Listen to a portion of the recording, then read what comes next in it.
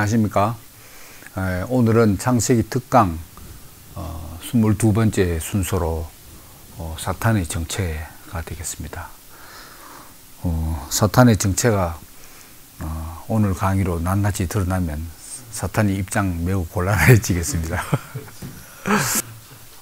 지난 시간에 이제 천사를 이제 이야기했는데, 천사가 과연 있다는 것을 어떻게 알 수 있느냐 하는 이런 문제가 뭐 옛날이나 지금이나 동일하지만 현대에 올수록 이 보이지 않는 영적 존재에 대한 어떤 믿음이랄까요? 인식, 더더구나 인식이 희박해지고 있는 추세라고 할 수 있는 거죠. 그럼 이제 많은 이제 크리스찬들은 성경에 천사가 언급되어 있기 때문에 분명히 있다, 이렇게 나올 것인데, 그 성경에 있다고 어떻게 천사가 반드시 존재한다고 말할 수 있느냐? 성경 기자의 말을 어떻게 다 믿을 수 있냐? 뭐 이렇게 꼬치꼬치 물고 늘어지면 정말 뭐 답하기가 쉬운 문제가 아니죠.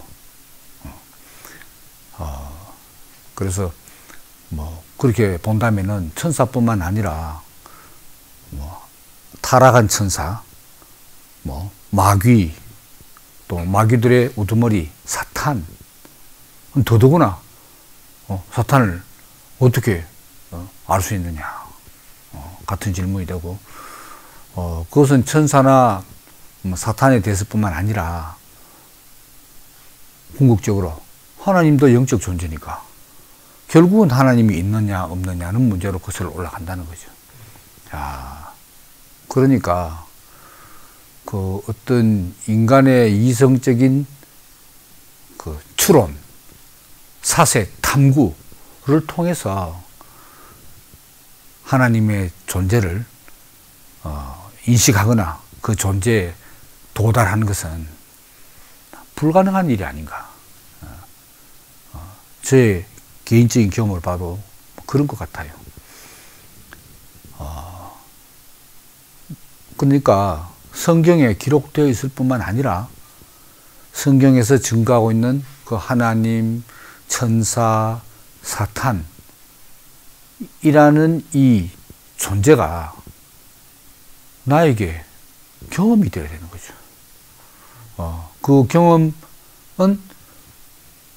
하나님의 은혜에 의해서 가능한 게 아닌가. 오직 은혜. 오직 은혜. 솔라 그라치아. 그 루터가 외치듯이 은혜에 의해서 가능한 것이 아닌가, 그렇게 생각이 됩니다.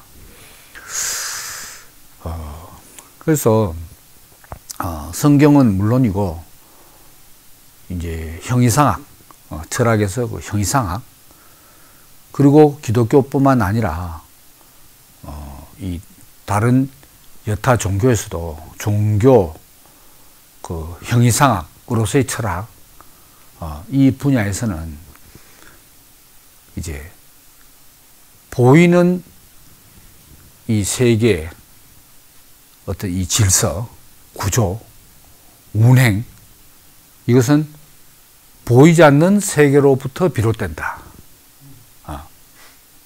는 전제를 두고 있는 거죠. 그러니까 보이는 것은 보이지 않는 것으로 말미암는다 하는 대전제 하에 성경이 기록되어 있고 형이상학이라는 학문이 성립 가능하고, 그리고 다른 종교에서도 종교란 게 뭡니까? 자기들 신의 존재를 신앙하는 세계니까.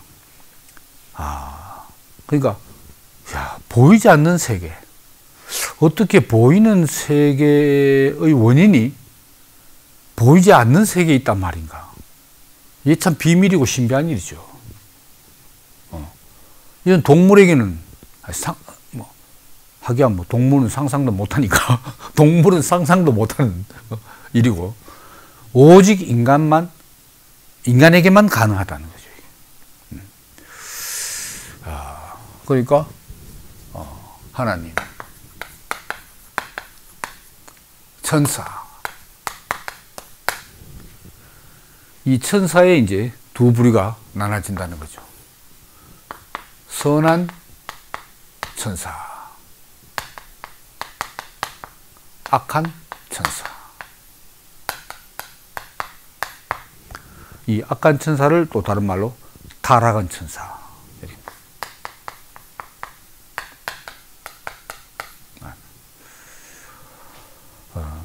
그 다음에 이제 사람, 동물, 동물을 포함한 자연, 이렇게 이제. 자, 그러면 이렇게 딱.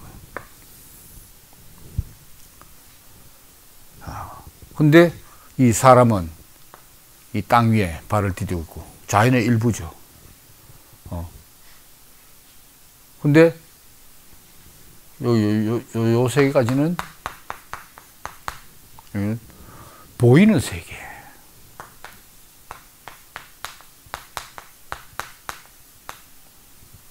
여기는 보이지 않는 세계. 않는 세계.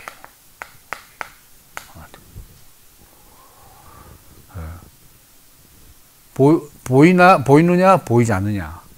다시 말하면 물질적 세계, 비물질적 세계.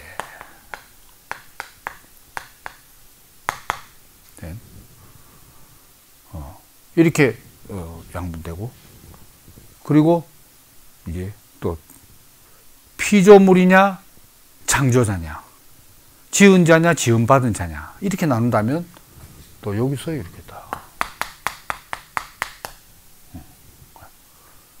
창조자, 이 전체가 피조물.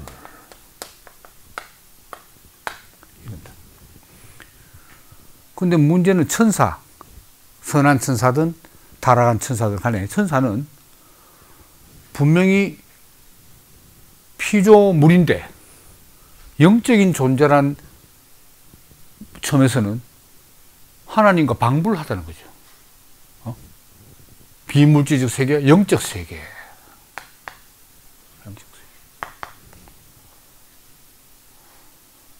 그러니까 여기에서 사람이 하나님 자신하고 천사하고 아니면 선한 천사, 악한 천사든 이 천사하고 하나님하고 그 구별이 쉽겠냐 이 말입니다.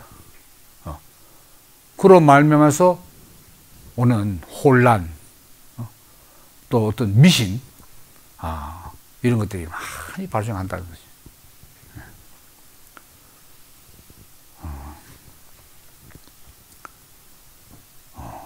그래서 아예 피조물이면 사람 이하로 다 물질적 세계로서 보이는 세계고, 안 보이는 영적 세계는 하나님밖에 없다. 이러면 간단하지 않겠어요? 근데 중간에 천사가 있음으로 말미암아서 아주 헷갈리고, 특히 이 성경에 가장 굵은 이 맥락으로 보자면은 이 바로 악한 천사, 타락한 천사의 유혹으로 말미암아 유혹.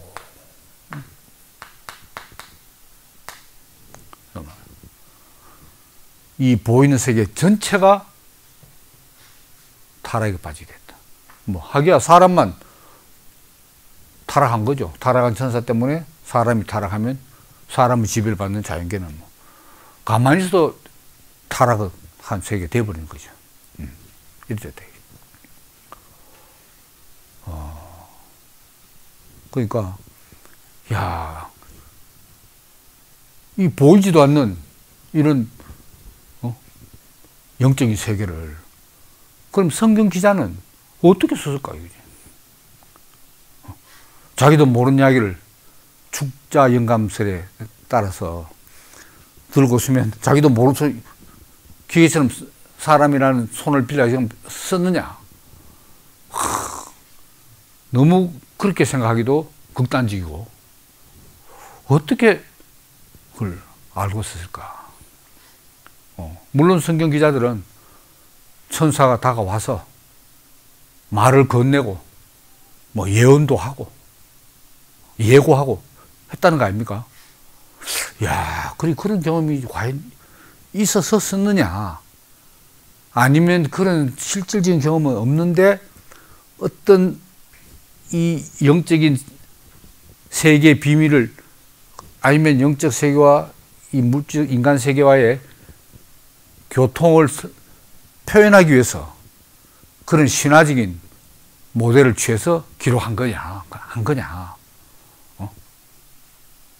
뭐 이런 문제들, 그 오늘날까지도 논란의 대상이 되고 있잖아요. 예.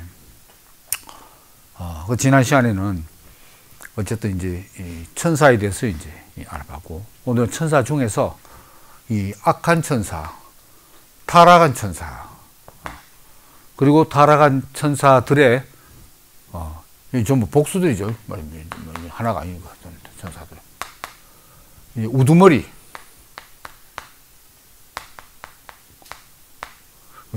이제 타락한 천사들의 우두머리가 사탄이다. 이렇게 됐습니다. 사탄.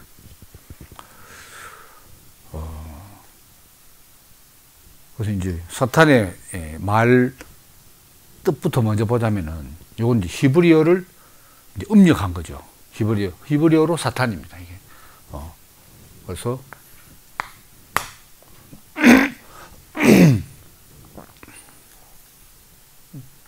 사탄.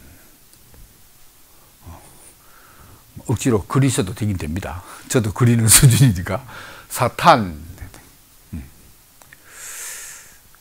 요걸 음력하고, 요걸 그리스어로 하면 그대로 사탄.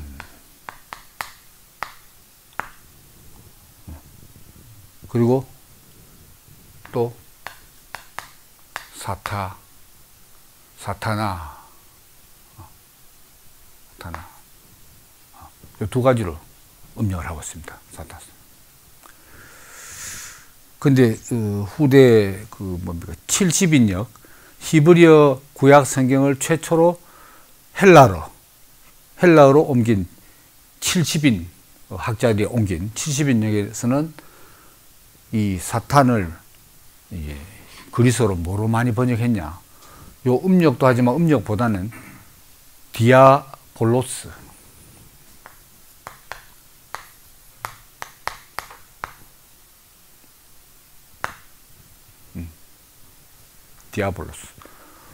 디아볼로스는 이제 참소자, 고소를 한다는 말이에요. 송사하면서 참소자. 또 중상모략하는 지. 그래서 이제 중상자, 뭐 고소자, 참소자 이런 뜻입니다. 디아볼로스. 그 사탄이 이제 헬라어 이름은 이제 디아볼로스로 쓰기도 하고, 히브리어 음력 그대로 사탄, 사타나 이렇게 쓰기도 하고 이렇다는 거죠. 근데 문제는 이 성경에서도 창세기 기자부터 해서 구약 끝 말라기 기자까지, 아니면 마태복음부터 요한계시록까지 처음부터 끝까지 똑같은 해석을 하고 있냐? 그게 아니라는 거죠. 물론 하나님에 대한 이해도 발전을 거듭 했겠지만은, 그에 대적하는 이 악한 천사들, 마귀의 세력들, 그리고 사탄에 대한 이해에서도 점점 그것이 더 깊어지고 더 분명해져 왔다는 거죠. 그게 이제 천사론, 사탄론도 발전을 해왔다는 거죠. 그 획기적인 발전이 언제 이루어졌냐? 그게 이제 신구약 중간 시기, 신구약 중간시기. 신구약 중간시기라는 것은 이제 신약은 누구부터 시작됐습니까? 예수 그리스도부터. 예수 그리스도의 출현. 그때부터 이제 신약이고, 보통 구약은 이스라엘이 포로로 붙잡혀 갔다가 돌아와서 성전을 재건하고 하다가 말라기가 마지막으로 쓰여졌잖아요. 말라기 써진 이후부터 예수 출현까지, 그때는 성경이 하나님 말씀이 끊긴 시기, 그게 약 400년. 뭐 암흑시기라고 말하기도 하고, 하나님 말씀이 끊겨졌으니까 암흑시기. 근데 이 시기에 이 천사론이 그리고 사탄론이 급격한 발전을 했다. 사탄에 대한 이해가 더 깊어졌다는 거죠. 예. 그러면 그 이전에 포로기, 특히 포로기 이전에 포로가 언제 됐습니까? 남유다가 바빌론에 포로 잡혀간 시기가 포로 시작이 기원전 586입니다. 586년. 그것도 몇 차례 걸쳐서 포로 잡혀갔잖아요. 약 70년 그 포로 기간을 마치고 다시 이제 가나안으로 돌아오는 그런 이제 순환을 맞게 됐죠. 그럼 왜 이때 그 천사와 특히 사탄에 대한 이해가 깊어졌는가? 그것을 많은 학자들은 그것이 바로 그 포로 기간이 어느 나라에 잡혔습니까? 바빌로니아에 잡혔잖아요. 바빌로니아. 그리고 포로 귀환이 어떻게 됐죠? 포로에서 이스라엘로 귀환한 것이 페르시아 때부터예요. 페르시아가 바빌론 제국을 무너뜨렸으니까. 그러니까 포로기 있는 동안에 바빌론 문명과 페르시아 문명의 접촉이 많았다는 거죠. 이 이스라엘 사람들이. 특히 바빌론과 바빌론도 그렇고 페르시아에서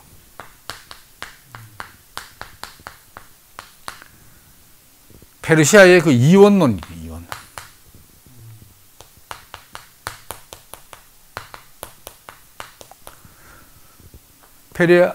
페르시아가 조로아스트 교의 발상지 아닙니까? 여기 이제 이 세계를 악한 신과 선한 신의 우주적인 전쟁의 장소로 바꾼 거예요. 선한 신과 악한 신. 그러니까 이 악한 신이 물질 세계를 지배하고 있는 거예요. 이 보이는 세계는, 물질로 이루어진 세계는 악한 신이 지배하고 있고, 이 영적인 세계를 선한 신이 지배하는 이런 대결 구도를 보이고 있다. 그러니까 그 이스라엘 백성들이 제가 추정해 보건대 그 포로로 붙잡혀 갔을 때 그 심정이 어떻겠냐. 아니 뭐 보통 뭐 일상 민족도 포로로 잡혀가면 순환이 많겠지만 이 하나님의 백성은 이스라엘 아닙니까? 그러면 저라도 그때 잡혀가면 어떤 생각이 들까요? 아무리 우리가 잘못했기로서니 하나님은, 우리 하나님은 뭐하고 계시나? 우리가 이렇게 순환을 당한 것은 하나님의 순환이고 하나님의 수치 아니냐? 이런 생각을 안 하겠어요? 그러니까 이 악한 신과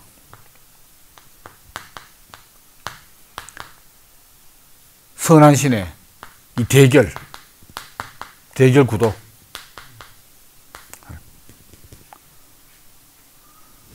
물론 이들의 신관을 그대로 받아들인 건 아니지만 이스라엘로 봐서는 당연히 뭐 선한 신은 여호와 하나님이고, 이 무시 못할 정도로 이 세력을 발휘하는 뭔가 그 어두운 영적 존재가 있구나, 이런 인식이 생긴 거죠. 그럴 거 알겠습니까? 야, 그러니까 이스라엘 백성들은 이것이 이제 사탄이 되는 거지. 이제. 사탄과 그의 부하들. 여기는 이제 하나님.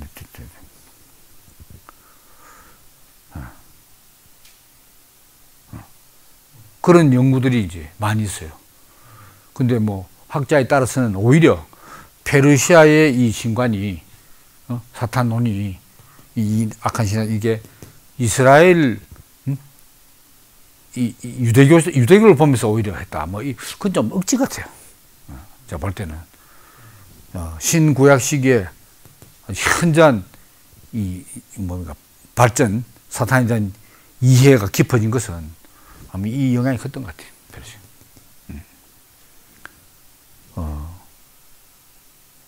근데 이제 그 이전에 그럼 이제 포로로 붙잡히기 이전에 이스라엘 백성들에게는 그럼 사탄이라는 개념이 없었냐?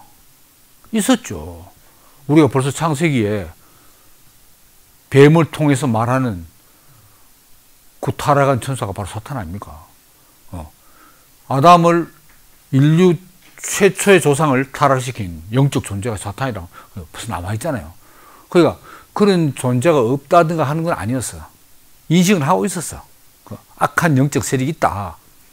하지만 그 엄청난 우주적 비극을 초래한 그 주범인 사탄이 예상외로 구약에서 많이 나오지 않는 거예요. 별로 많이 나오지 않아요. 그건 왜 그랬던가? 그만큼 이 전지전능한 하나님, 전지전능한 하나님. 그러니까 아무리 뭐 타락하고 참소해도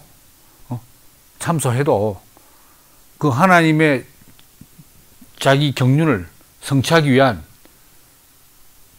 수단인 거예요. 그건 마치 뭡니까? 일본을 예를 들면 제국주의 시대에 우리 조선을 침략할 때 정규 일본 군대도 들어왔지만은 그게 뭐죠? 야쿠자입니까? 그 사무라이 출신도 야쿠자 이런 어둠의 세력들 같이 들어오잖아요. 그 민비를 정식 군대가 살해하면 얼마나 또 큰 문제 됐어요. 그 불량배들 시켜가지고 살해. 왜? 그것도 다 일본 정부에서 알고 하는 건 거야. 모르고 자기들 마음대로 한 게 아니거든. 하나님도 사탄을 막 그렇게 이용하는 하나님 자기 목적을 위해서 하는 이 정도 그 뭐 나쁜 놈이지만 하나님이 필요할 때 부려먹는 이 정도로 구약의 히브리인들이 생각했다는 거예요. 근데 이 민족 전체가 북이스라엘을 멸망해버리고 자기들은 전부 포로로 잡혀가니까 이게 보통 문제가 아니죠. 이 사탄이 그냥 뭐 심부름 좀 쓰는 나쁜 용도로 부려먹는 그 정도가 아닌 거라, 이게. 예를 들면 욥기에 보면 그 디아볼로스 참소를 하잖아요. 욥을 봐라. 얼마나 인생에 대해서 감사하고 나를 찬양하냐 할 때, 아유, 하나님 복을 많이 주기 그렇지. 한번 쳐보세요. 다 뺏어보세요. 과연 감사와 찬양이 나오는지. 요렇게 송사를 한다, 이 말입니다. 그 정도지. 사탄이 그 정도지. 그러니까 사탄에 대한 언급이 구약 성경 전체에서 그렇게 많이 나오지 않는다는 거죠. 그게 구약 시대 사탄론의 사탄 이해의 특징입니다. 사탄의 정체를 무시하거나 부인한 건 아닌데 그 비중이 그렇게 무겁지 않았다는 거지. 하나님의 전지전능과 유일무이, 유일신, 우리 여호와, 이것이 이제 확고했기 때문에 그렇다는 거지.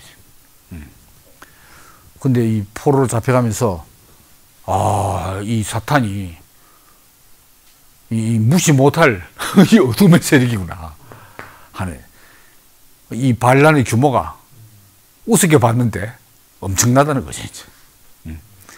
이런 맥락 속에서 신약이 시작되는 겁니다.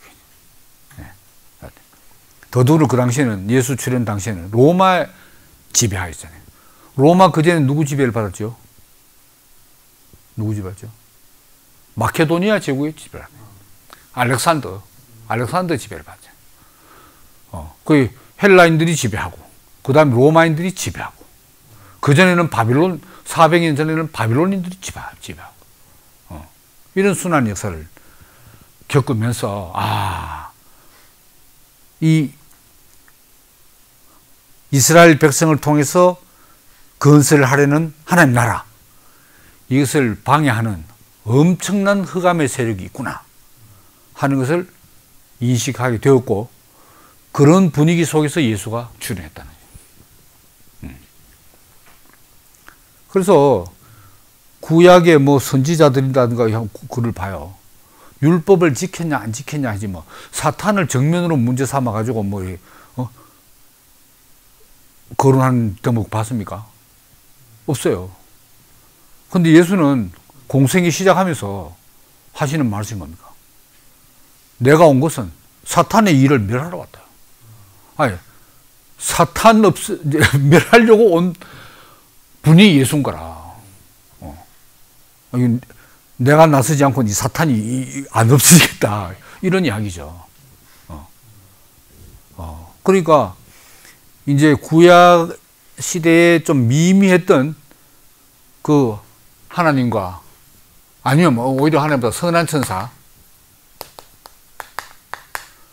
천사들과 이 사탄, 악한 천사들, 타락한 천사들, 요 대결 구도가 좀 미미했죠. 근데 신약에 와서 이게 이제 우주적인 전쟁으로 이긴다.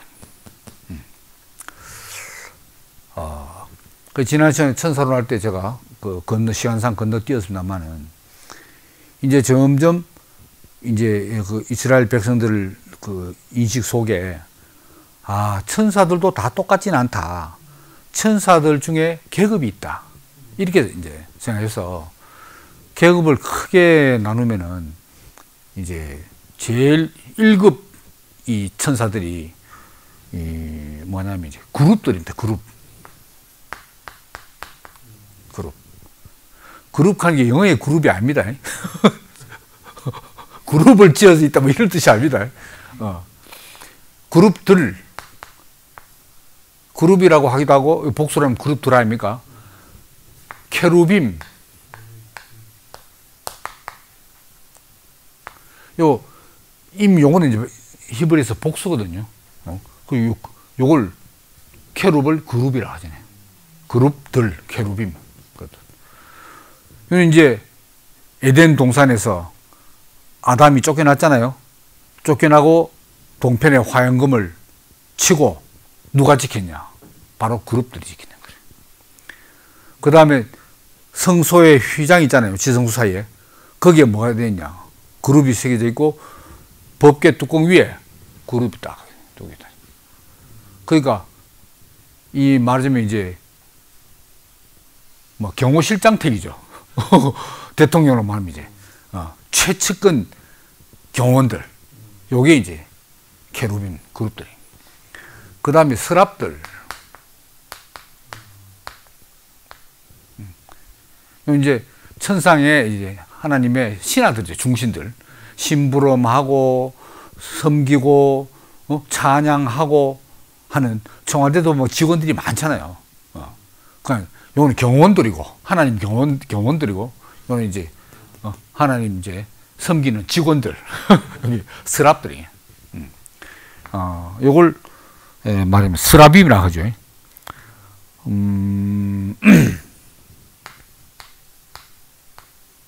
세라핌.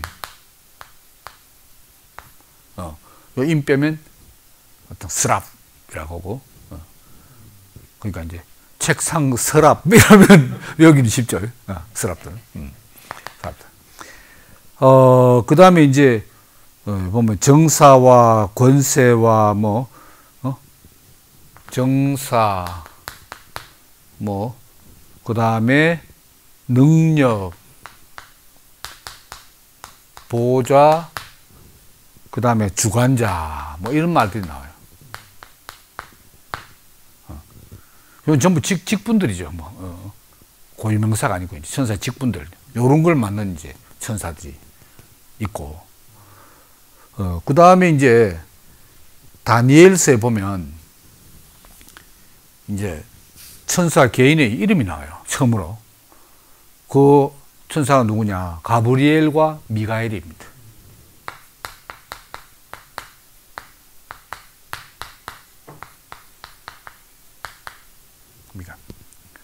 이건 다니엘서에 처음 등장하는 이 천사이고 신약에서도 이 이름이 나옵니다. 고유명사죠. 이 두 천사는 어떤 역할을 하냐?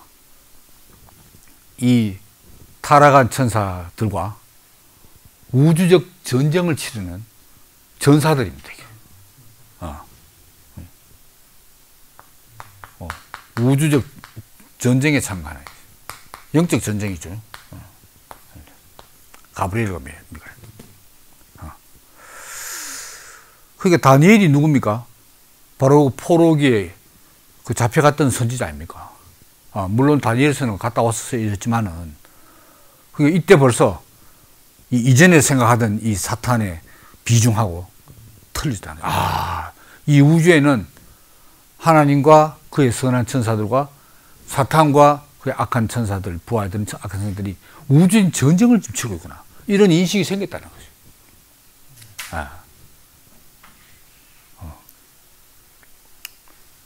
이렇게 이제 되었습니다. 그래서 예수님이 이제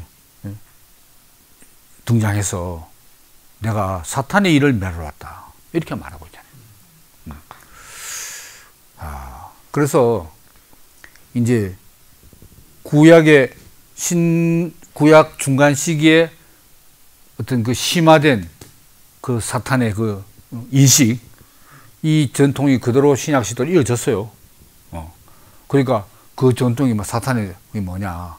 요 바로 디아볼로스, 참소자다. 하나님을 계속 참소하고 방해하고, 그리고 여기 요 사탄이라는 이 말에 고소한다 하는, 이게 이제 원래 그 사텐 하는 게 고소하다는 동사입니다. 동사에서 사탄이 이제 명사가 된 거죠, 이게 사탄이로. 그래서 이제 고소자, 그리고 고소자에서 이제 대적자, 하나님에게 이스라엘 자기 백성을 계속 고소하다가 그 다음에 하나님을 대적하는 대적자로 해요, 사탄이. 그 사탄 하면 고소자, 대적자, 이게 이제 뜻인데, 이거는 꼭 영적 어떤 실체에 대해서만 사용한 말이 아닙니다, 원래. 그래서 사무엘 상에 보면 그때 뭡니까? 사울 왕으로 봐서는 자기 대적이 누굽니까? 사울 왕으로 봐서는 다윗이죠. 다윗을 뭘로 표현하냐? 사탄이라고 했다, 성경에. 그거는 이제 타락한 천사의 우두머리가 아니고 대적자라는 뜻입니다. 그리고 솔로몬의 정적을 역대상에서 할 때도, 그때도 그 사람을 사탄이라고 말해요. 그러니까 이건 꼭 이 영적 실체에 대해서만 쓴 용어가 아니고, 처음에 히브리어에서는 이게 이제 법적 용어지. 고소하는 사람, 대적하는 사람을 사탄이라고 했다, 사람한테. 근데 이게 이제 그 영적인 실체에게 붙여져서 나중에는 이제 그 이름이 되어버린 거죠. 저도 이번에 공부하면서 저도 처음 알았습니다. 원래 알고 있었던 건 아니고.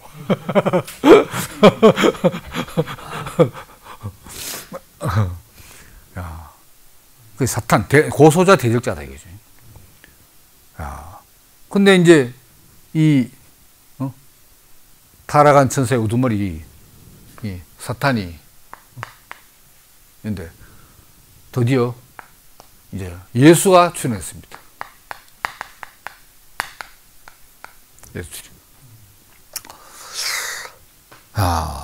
예수가 출연하니까 어떻게 이제 되느냐? 그럼 이제 당연히 사탄을 멸하러 왔으니까 사탄이 가만히 있습니까? 사탄은 예수를 멸하려고 하지. 그게 누가 이제 멸해지느냐? 네 죽기 내 죽기죠. 그래서 이제 예수와 사탄 사이에 큰 뭡니까? 대결이 두 번 일어나잖아요. 예수 출현. 첫 번째 대결이 뭡니까? 첫 번째 대결. 역시 광야 시험입니다. 아시다시피 돌로 떡을 만들어 봐라. 성전 공대 뛰내려 봐라. 내게 절해라. 이 세상 영광을 내게 주겠다. 이 세상 영광을 하나님이 내게 넘겨줄 거다. 내가 쥐고 있다. 그거 아니었습니까? 근데 그 세 항목에 대해서, 세 가지 유혹에 대해서 예수가 다 거부를 했다는 거죠. 아담은 유혹에 넘어갔지만, 아담과 하와는, 예수는 유혹에 넘어가지 않았다는 거예요. 유혹에 넘어가면 그건 패배, 넘어가지 않으면 승리다 이거죠. 이게 첫 번째 대결에서 예수가 첫 번째 승리를 하게 된 거죠. 광야 시험이었어요. 그래서 이제 마귀는 물러가고 천사들이 수종들더라 했잖아요. 근데 이제 이 대목도 참 많은 해석들이 있지만, 생각해 보면 사탄은 뭘 요구했습니까? 그 인간이 보여줄 수 없는 그 초능력, 네가 초능력을 보여봐라 이거지. 왜? 뭐 사람들이 증거하기로는 네가 하나님 아들이라면서. 하나님 아들. 하나님 아들은 사람 아들하고 당연히 차이가 나야 되고, 그 차이가 바로 능력의 차이 아닙니까? 초능력을 보여봐라. 요게 이제 광야시면 세 가지다. 근데 예수가 초능력을 요구하는데, 그래서 난 할 수 없다. 못 뛰내리고 돌로 빵을 못 만든다. 못 만든다. 그럼 표면적으로 오히려 실패했어요. 아유, 그것도 못하긴 하나님 아들 아니네. 뭐 할 말 없지. 안 그렇습니까? 근데 어떻게 이걸 승리라고 말하냐. 여기는 해석이 분명히 하지 않아요. 대부분의 해석이. 단지 뭐 유혹에 넘어가지 않았다, 뭐 그렇게만 이야기하지. 사실 그대로 보면 오히려 초능력을 못 보여줬는데 그게 어떻게 승리냐 이거래. 왜 사탄이 물러가냐 이거지. 여기 분명히 밝혀져야 되지 않나 이게 생각이 되는 거죠. 그러니까 자, 하나님 아들, 다른 말하면 하나님의 상속자, 하나님 아들이고 하나님 상속자면 하나님은 전능자라, 전능자. 하나님 아버지는 전능자입니다. 그러면 전능을 상속한 아들이면, 아버지 전능을 물려받으면 아버지 못지않게 네가 초능력을 발휘해야 되지 않겠냐 이거지.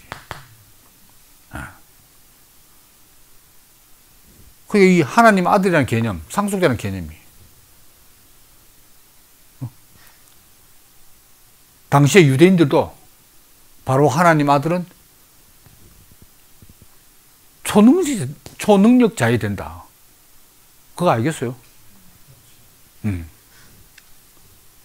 근데 예수는 초능력자가 아니다 이거죠. 나는 그냥 인간이다. 인간인 뿐이다.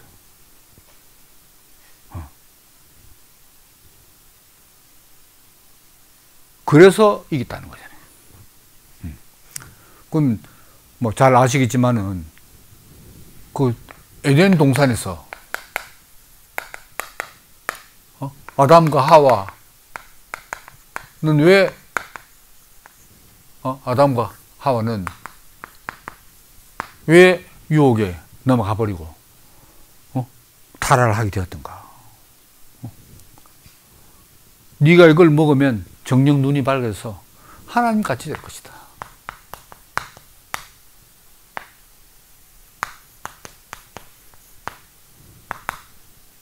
하나님 같은 것이다. 하나님 같이 된다는 두 가지 뜻이 있겠죠. 선악을 분별하는데 틀림없다. 무엇이 선이고 무엇이 악이고 무엇이 막트를 거의 하나님 수준으로 분명하게 분별한다. 아, 이게 보통 시입니까? 그거 하나 하고 그보다 더 큰 거 불사. 하나님은 죽지 않는 존재다. 죽지 않게 될 것이다. 정령 죽는다 하냐? 결코 죽지 않으리라. 안 죽는다. 이 불사예요.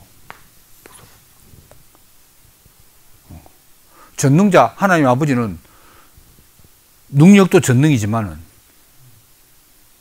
불사불멸 아닙니까? 안 죽는 분인 거라. 안 죽는. 안 죽는. 야.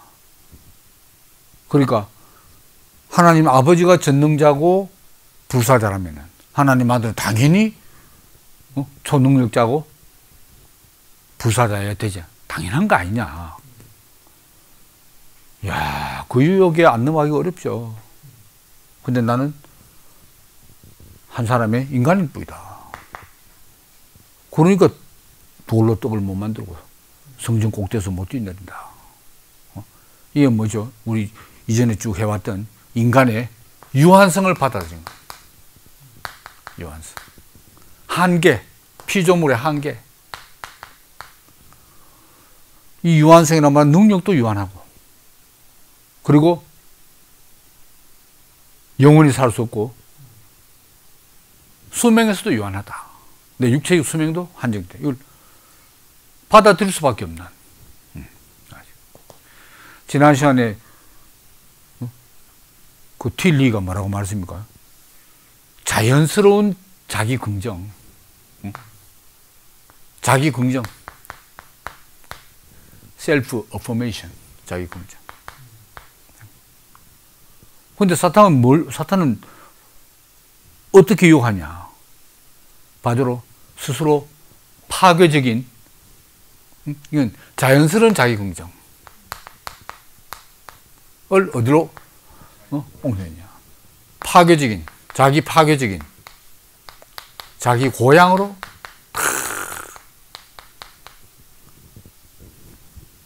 몰아가려고. 자기 고향. 셀프.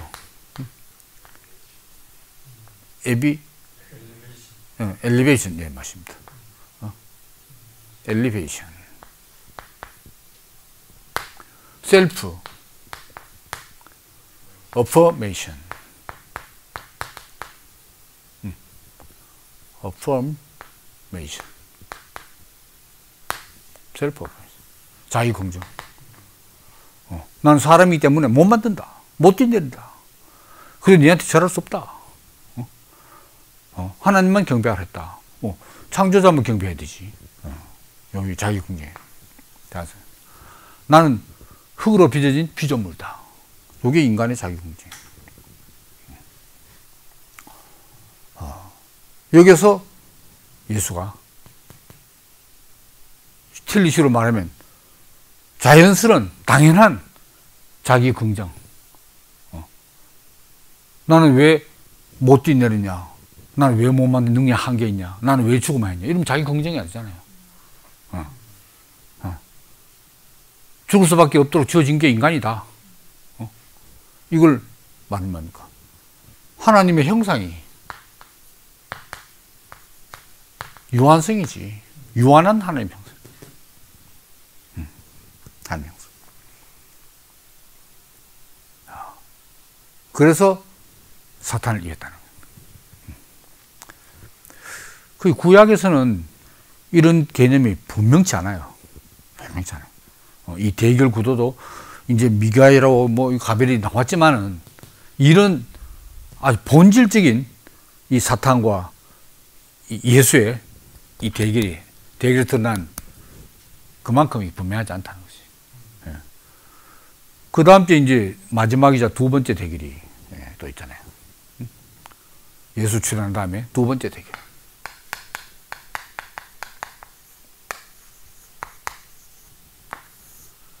첫 번째 대결은 공생의 시작하면서 바로 이제 대결이 벌어졌고, 이는 공생애를 완성하는 지점에서 두 번째 대결. 이 두 번째 대결 사건이 뭡니까?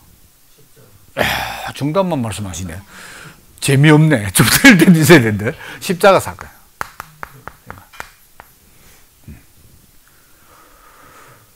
광야의 시험에서는 광야에 성령이 이끌려서 예수가 갔을 때 그때 사람이 뭐 있다고 기록이 안 됐어요. 그러면 누가 그걸 듣고 또 예수님 난주 제자들 이야기해 줬는지 모르지만은 사탄과 예수의 1대1 대결이고, 이 십자가에서는 그 사탄의 의도가 누굴 통해서 예수의 십자가 달린 예수를 보고 예수에게 조롱하고 송사하는 군중들이 있어요. 군중들의 입을 통해서 사탄이 말하게 되는 거죠. 네가 하나님 아들이거든. 성전 꼭대기에서 뛰어내려봐라. 그렇게 사탄이 말했다면 이 군중들은 네가 하나님 아들이라면 내려와봐라. 뛰어내려오든지 뭐 그냥 타고 내려오든지 내려와봐라. 이렇게 요구를 했잖아요. 이건 초능력을 요구하고. 이건 뭐 내려온 건 초능력 아닙니까? 역시 초능력을.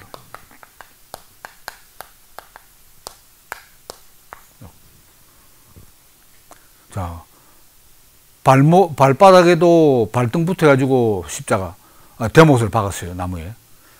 양 손바닥에 대목을 받았어요. 그럼 뭐 어찌 내려옵니까? 근데 사탄은 나 같으면 내려온다. 당연하죠. 뭐 천사니까. 악한 천사라도 영적 존재니까. 근데 여기서 뭐 내려올 수 있지만 참는다가 아니고, 내려갈 수 있지만 안 내려간다. 내가 여기서 죽으려고 왔잖아. 뭐 이러면 거의 소크라테스 수준이라는 거죠. 소크라테스 그랬어요. 억울하게 독배를 이틀어야 되는 판정을 사형언도를 받았는데 너무 제자들하고 친구들이 억울해가지고 이건 법도 아니다. 이게 나라냐 뭐 이래가지고 간수를 매수해서, 아니 뭐 나라가 이 모양인데 뭐 간수 매수 우리는 뭐 죄도 아닌 거죠. 간수를 매수해가지고 감옥에 찾아가서 도망가자 국외로 해서 데려갔다니까요. 근데 소글스가 그래는 못하지. 이거는 여기서 내가 내려갈 수 있지만 난 내가 이때를 위해서 왔는데 내가 여기서 지금 바로 내려가 보면은 인류를 위한 대속 제물은 누가 하노? 뭐 이렇게 되는 거 아닙니까? 근데 예수가 마지막에 말했냐? 하나님 어찌하여 나를 버리시나이까? 엘리 엘리 라마 사박다니. 그 말 했다는 거는 내려올 수만 있으면 내려오고 싶은데 하나님이 그렇게 하지 않으면 안 된대. 하나님 침묵했다고. 어찌하여 나를 버리시나이까? 왜 아무 말도 하지 않습니까? 그 말 아닙니까? 네. 그래도 여지없이 광야 시험에서의 인간스러움, 인간의 적나라한 모습을 여기서 더 처절하게 보여줘요. 더 처절. 요게 두 번째 대결에서 예수의 승리합니다. 승리. 그 찬송가에 보면 뭐 주 승리했네 그런 노래가 찬송이 많아요. 그 제가 소시적에 주 승리하는 부를 때는 뭐가 승리도 모르고 승리했다 하니까 뭐 고맙긴 고맙다. 뭐 예수가 내 대신 승리해 줬으니까 덕을 보는구나. 뭐 이런 생각했죠.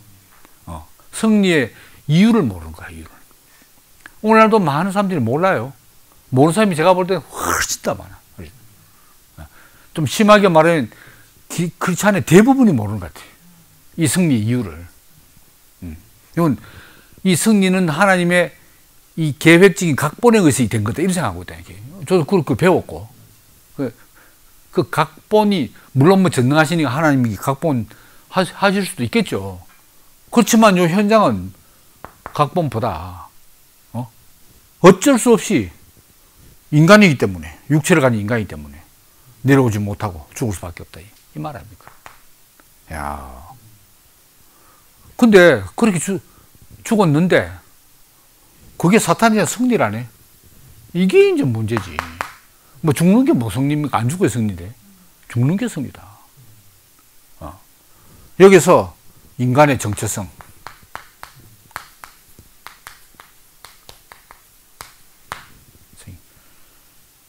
조금도 남김없이 다 노출되네. 정체성이 드러났다. 그 어찌 보면 인간의 정체성이 드러나는 거하고 사탄의 정체성이 드러나는 건 동시적인 것 같아. 사탄 정체성이. 사탄이 어떤 영적 실체냐? 다시 말하면 인간의 정체성이 드러나지 못하도록 수단 방법을 가지 않고 방해하는 그게 사탄의 정체성이다. 그러니까 예수가 승리했다 하는 것은 인간의 정체성을 사탄이 겉으로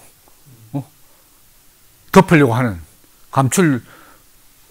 덮어서 절대로 드러나지 않게 하려는 인간의 정체성이 딱 드러나니까 그걸 방해하는 자가 바로 사탄이다 하는 사탄의 정체성이 드러나네.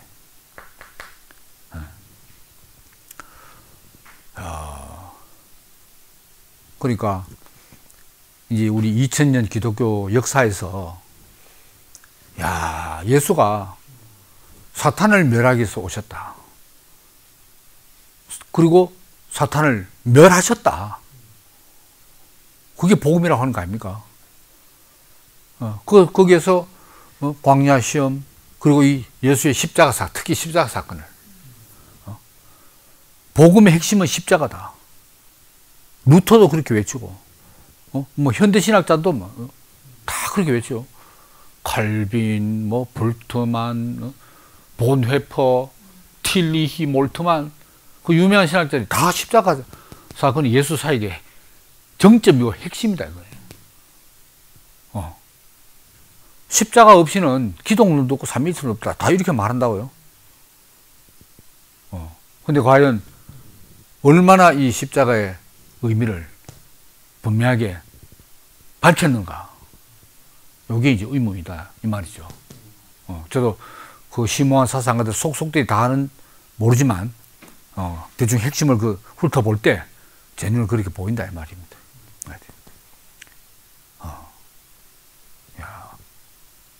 그러니까 이제 에덴 동산에서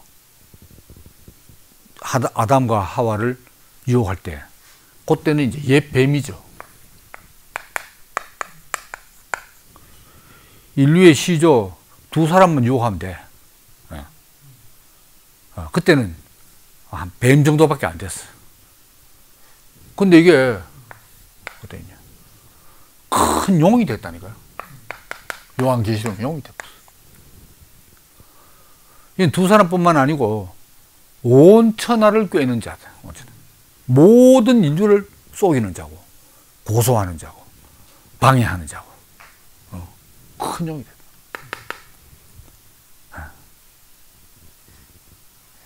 됐다. 그러니까 우리를 대표해서 예수가 사탄의 정체를 드러내게 되겠다. 또 다른 각도로 말하면은 이 우주 안에서 하나님의 상속자가 누구냐? 사탄이냐? 인간이냐? 또 사탄은 뭡니까? 좀 타락했다니까. 당연히 안 돼. 하면. 그걸 더 범위를 조금만 넓히면 사람이냐? 천사냐?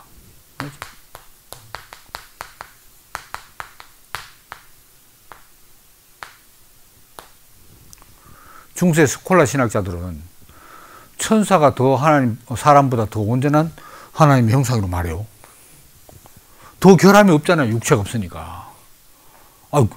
그렇게 말하고 토마스 아퀴나스가 스콜라 학자의 대표 아닙니까? 중세 신학자 전체 로마 가톨릭 대표적인 신학자인데 사람 위에 지난 시간에도 설명드렸지만 식물, 동물, 사람 요 위에 존재 피라미드 구조의 최정점에 천사를 놔둬. 1차적으로 더 온전한 하나님의 형상이 천사야. 천사를 통해서 하나님이 더 온전하게 형상화된다, 드러난다, 그거 아닙니까? 이러면은 뭐, 우주 안에 상속자가 하나님 상속, 사람이냐 천사일 때, 우리가 설명한 노선에서 말한다면, 완전히 사탄에게 패배해보는 거지. 뭐. 사탄이 그걸 바르는데. 여기서 천사 같으면, 뭐, 돌로 떡 만들고 뛰내리고 뭐 다 하지. 여기서는 뭐, 하나님 뭐, 도움 바랄 것도 없어요. 쥐가 뛰내릴 뿐 되지 뭐. 하나님과 방불을 한대. 야, 그러니까, 하나님 같이 될 것이다. 조금 더 직접적으로 말하면, 하나님 이전에, 네가 내처럼 천사같이 될 것이다. 그게 부러웠다는 거야.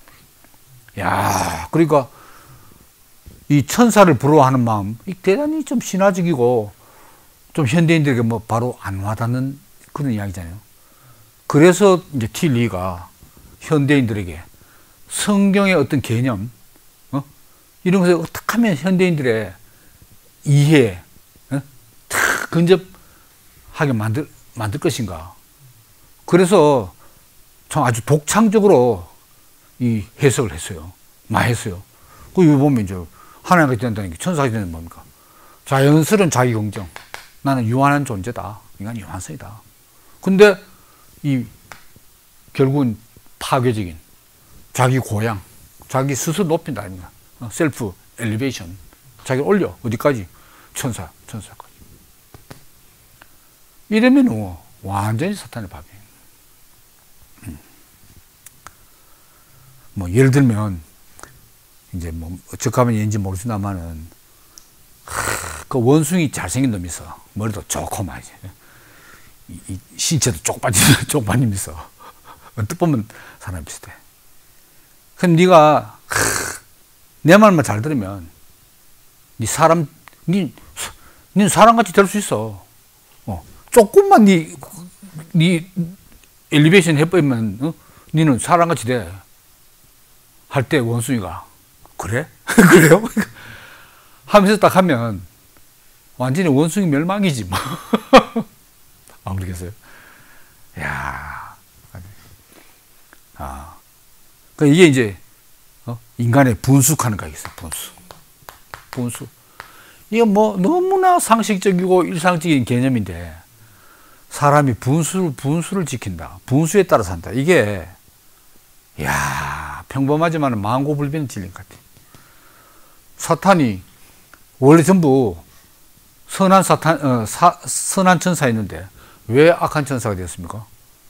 그게 이제 자기 교만 때문에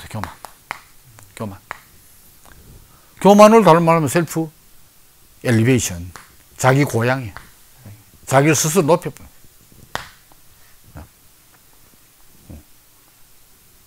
교만. 저는 철학자들 중에서 자기 교만의 한계를 모르는 사람들이 많아요. 철학 중에서. 워낙 천재니까. 뭐 자기가 하나님. 우주의 모든 비밀을 자기가 다 파헤치려고 하고 있어. 이야. 거의 뭐 예를 들면 독일 관념론의 완성자인 헤겔의 영향력은 현대까지 엄청납니다. 실존주의도 헤겔 철학에 대한 반동에서 나왔고, 사회적인 유물론도 헤겔 철학에 대한 반동에서 나왔고 한데, 헤겔이 어째 죽은지 압니까? 코로나가 유럽에 창궐 해가지고, 코로나 균 피해가지고 멀리 시골에 갔어. 거기 가서 물 한 잔 마시는데 그거 먹고 죽었다니까. 그러니까 뭐 하나님 같이 된 철학자도 그 안 보이는 물 속에 들어있는 코로나菌 때문에 맞아 죽었다니까. 인간이 연약한 존재, 죽을 수밖에 없는 존재다. 그러니까 이게 이제 사탄의 정체인데, 그 사탄이, 그럼 사탄이 뭐 어떻게 타락했냐, 이걸 성경에서 구체적으로 안 나와요. 원래 선한 천인데 뭐 무슨 계기냐 설명이 없다니까요. 그래서 이제 많은 주석가들과 신학자들이 그거를 이제 뭐랄까요, 이제 짐작하는 거지, 성경 구절을 가지고. 거기에 대표적인 두 성경 대목이 에스겔서 28장 12절에서 15절. 에스겔 28장 12에서 15. 그 다음에 이사야서 14장, 이것도 12절 15네. 12절. 요 두 대목을 직접 또 뭐 성경을 안 찾아보실 테니까 제가 한번 읽어볼게요. 인자야, 두로 왕을 위하여 예가를 지어 그에게 이르기를, 주 여호와의 말씀에 너는 완전한 인이었고, 인하는 건 도장인자입니다. 완전한 인. 그 옥새 있잖아요. 너는 완전한 옥새였고, 지혜가 충족하며 온전히 아름다웠도다. 너가 옛적에 하나님의 동산 에덴에 있어서 각종 보석이 10가지 나옵니다. 으로 단장하였으며, 너가 지음을 받던 날에 너를 위하여 소고와 비파가 예비되었었도다. 너는 기름 부음을 받은 덮는 그룹이며, 아까 그룹이죠. 그룹이며, 내가 너를 세우매 너가 하나님의 성산에 있어서 화강석 사이에 왕래하였었도다. 엄청나게 존귀한 신분으로 살았다는 거죠. 태어날 때부터. 그랬는데 너가 지음을 받던 날로부터 너 모든 길에 완전하더니 마침내 불의가 드러났도다. 요게 이제 에스겔에서 28. 그러니까 이제 에스겔은 직접적인 언급은 두로 왕에 대해서 한 거죠. 뭐 사탄에 대해서 한 건 아니고.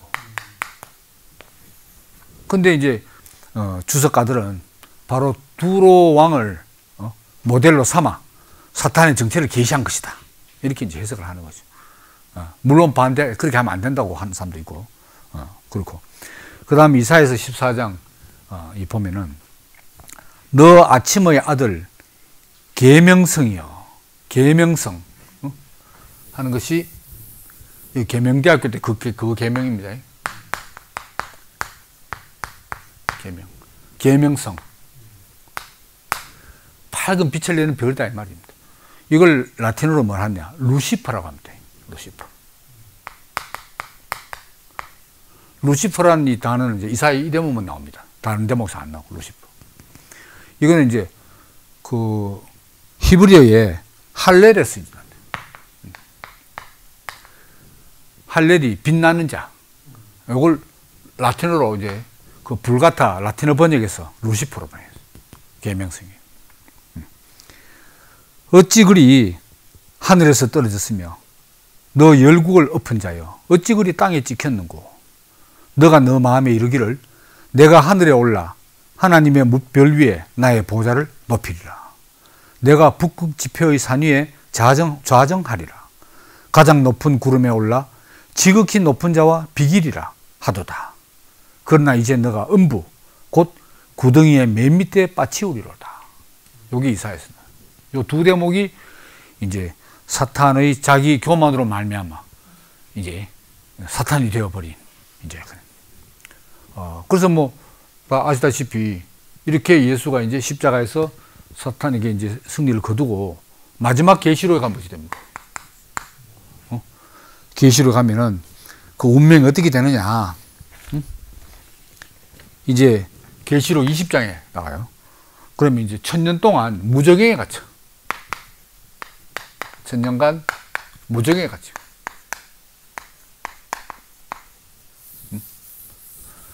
왔다 나중에 이제 1000년 지난 다음에 풀려나와서 또 땅 위에 사람들을 이제 괴롭히고 대혼란을 일으킨데, 그 다음에는 마지막에 어떻게 갔냐. 계시록 20장 7절부터 불못에 던졌습니다. 무적응에서 불못으로, 유황불못에 던져져가지고 완전히 멸망하게 되는. 이런 이제 구도를 가지고 있는 거죠. 이제. 야, 이걸 볼 때 어떤 전체적인 성경 스토리가 결국 하나님과 사탄 간의 이 우주적 전쟁 드라마다. 이렇게 할 수 있고, 거기에서 이제 하나님이 자기 형상으로 지은 사람을 차지하느냐, 거기에 고소하고 방해하고 대적하는 사탄이 이 사람을 차지하느냐 하는 전쟁이죠. 우리가 지금 그 전쟁 가운데, 지금 이 역사진 이 시점에서 그 전쟁 가운데 역시 있다는 거죠. 이제. 그래서 우리의 부름받은 목적이 뭐냐? 우리 자신이 하나님의 형상을 회복해서 바로 하나님의 우주적 전쟁에 우리가 전사로서 참여하는 거예요. 실제로는 하나님과 사탄이 직접 대결 안 해요. 하나님에게 사로잡힌 자와 사탄에게 사로잡힌 자의 전쟁입니다. 그 사람과 사람의 전쟁이에요. 그 위치를 이탈한 사람과 자기 위치를 회복한 사람들, 하나님의 백성들, 진정한 하나님의 백성들과 사이의 전쟁입니다. 그러니까 우리 전체 삶이 영적 전쟁을 수행하고 있는 전사라고 할 수 있죠. 우리 정체성이 그렇다 이 말입니다. 오늘은 이 정도로 하겠습니다. 감사합니다.